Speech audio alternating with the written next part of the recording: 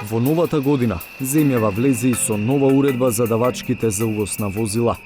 Пред да се види дали ќе оствари целта, да го намали загадувањето од сообраќајот, подзаконскиот акт предизвика незадоволство кај увозниците на половни возила. Ние го изразивме кај директорот Ѓоков, му кажавме дека кој порано си ја затвори фирмата, тој е поуспешен во иднина. Власта засега не попушта за новиот, така наречен данок за CO2, од кој се очекува да ја зголеми продажбата на нови за сметка на стари возила. Ке плаќаат врз основа на еколошката компонента, односно што помалку загадуваат, тоа помалку и ќе платат. 360 степени провери, кои автомобили ќе поевтинат, а кои ќе поскапат и дали тоа ќе ги премисли граѓаните, наместо стари да возат понови возила, како што очекува владата.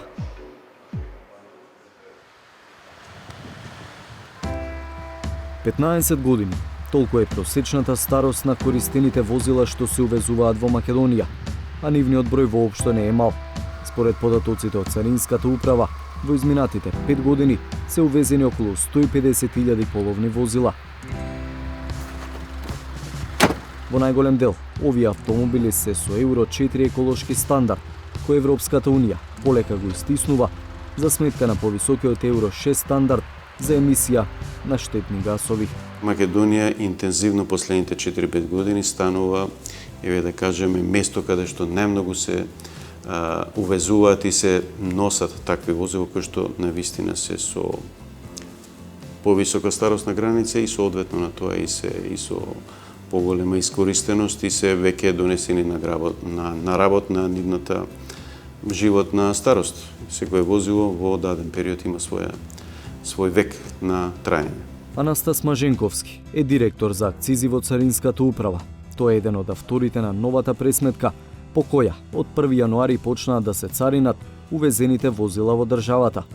Формулата вели, возилата до 10.000 евра ќе се даночат според еколошката компонента, додека поскапите возила ќе плаќаат и дополнителни давачки зависно од нивната вредност. За најпродаваните, половните возила што се увезуваат од Европската Унија, тоа значи значително поскапување, бидејќи Евро 4 стандардот дозволува далеку повисоки емисии на CO2, споредено со актуелниот Евро 6. Пресметката што за 360 степени ја направија во Царинската управа покажува дека ако за Volkswagen Golf 5 од 2005 година со дизелски мотор од 1900 кубни сантиметри, минатата година се плаќале околу 650 евра при увоз. Сега давачките кон државата се зголемени на 1100 евра. Разликата од 450 евра ја прави новиот данок за CO2. Давачките за Mercedes C класа од 2004 година со дизелски мотор од 2200 кубни сантиметри се зголемуваат за околу 900 евра. BMW 5 од 2005 година со дизелски мотор од 2500 кубни сантиметри пак поскапува за 1100 евра. Овој раст на давачките за возилата со просечна старост од 15 години и повеќе од 200.000 изминати километри има една цел – намалување на нивниот број и подмладување на возниот парк во Македонија.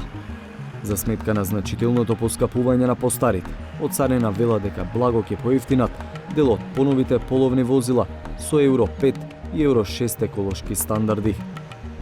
Ако при увоз на половно Peugeot 308 од 2015 година со дизел мотор од 1600 кубни сантиметри и километража под 100.000 километри, по старото даночење се плаќало 1971 евро, со новата пресметка се плаќа 1760 или 200 евра помалку. 100 евра помалку ќе се плаќа и за Volkswagen Golf 7 од 2015 година со бензински мотор од 1200 кубни сантиметри, а слично намалување во давачките има и при увоз на BMW 1 со дизелски мотор од 1600 кубни сантиметри. 140. Увозниците на половни возила велат дека пресметките на Царинската управа, кои се дадени како пример, се речиси неважни на пазарот, бидејќи за возила со толку мала зафатнина на моторот и мокност нема побарувачка на македонскиот пазар. Во Golf 7 најатрактивниот е 1.6 и 2.0 агрегатот. 1.2 ТС дури ни увозникот со потешкотија го продава, а камоли во постпродажба како користено возило.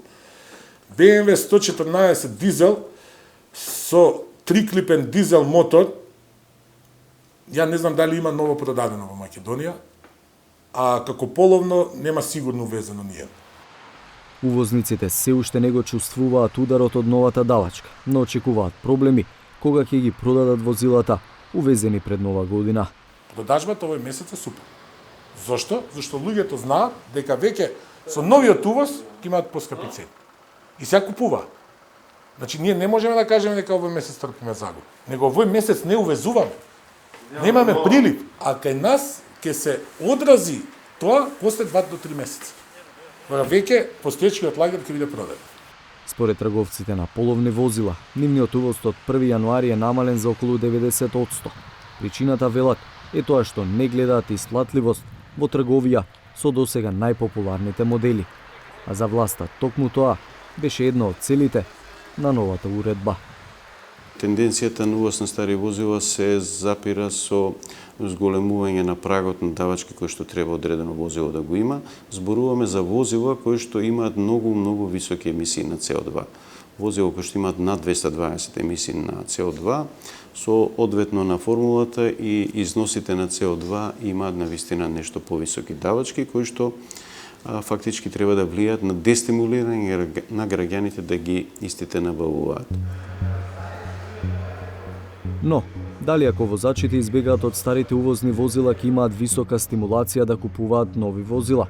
Пресметките од царината покажуваат дека за поголемиот дел од популарните модели данокот е понизок, но само маргинално, а разликите се всушност позначителни само кај дизелите.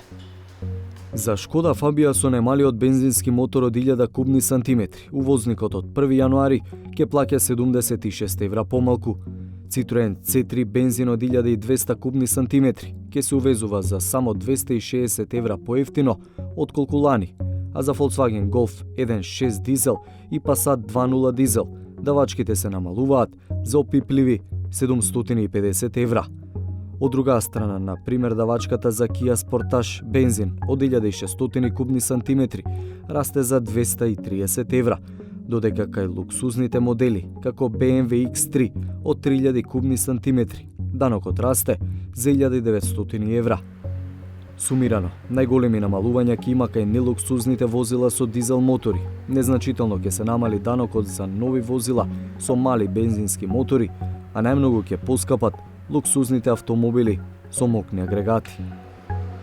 Според Борче Домлевски, директорот на овластениот увозник за Citroen во земјава Автонова, промените во данокот нема ниту да ги поевтинат, ниту поскапат нивните најпопуларни возила. Очекуваме продажба на возилата, не променување на цените и продажба на возилата до 12.000 евра, која е наша целна група, кој спаѓа 2-3 модели во нашата гама, така што очекуваме зголемување на продажбата во тие сегменти.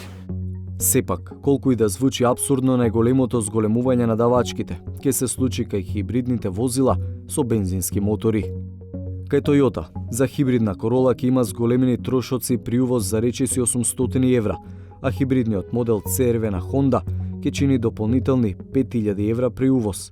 Домашните увозници на овие марки не сакаат да ги коментираат новите давачки. Хибридни возила со бензински агрегат на домашниот пазар нуди и Volvo. Увозникот во земјава вели дека поголемите давачки ќе влијаат на малопродажната цена. Дефинитивно ќе значи поскапување на моделите на Volvo. Условно поевтините модели ќе претрпат минорни промени, некои ќе останат исти, некои ќе се променат, а како моделите како понуда растат со цена, така и влијанието на данокот ќе биде да процентот на раст биде поголем.